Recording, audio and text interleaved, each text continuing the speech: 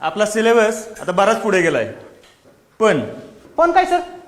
मी बोलतोय ना, जरा ऐक की माझं. हा बोला की सर. तर मी जे काही शिकवतोय हे तुम्हाला कळालंय, हे मला कसं कळणार?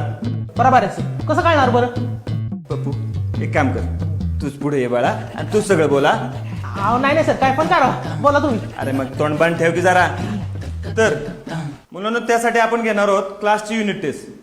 ठीक आहे, म्हणजे मला समजेल की तुम्हाला काय समजलंय आणि तुमच्या पालकांना पण समजेल की आपलं पोरग क्लासला जाते आणि शिकतंय पण. ओके ठीक आहे. आणि त्या पेपरचा रिझल्ट मी तुम्हाला घरी देणार आहे तुमच्या पालकांना दाखवायला, आणि त्याच्यावर तुमच्या पालकांची स्वाक्षरी घेऊन यायचंय. ठीक आहे. अहो नाही सर, हे काय बरोबर नाही सर. सर आज तसं मला एवढा लोड आहे आणि तुम्ही एवढं चांगलं शिकवता की सर, मग टेस्टची काय गरज आहे? आणि सर आम्ही कोणी सर टेस्टसाठी तयार नाही. हा की नाही रे मित्रांनो? तोंड शिवली का तुमची? बोला की.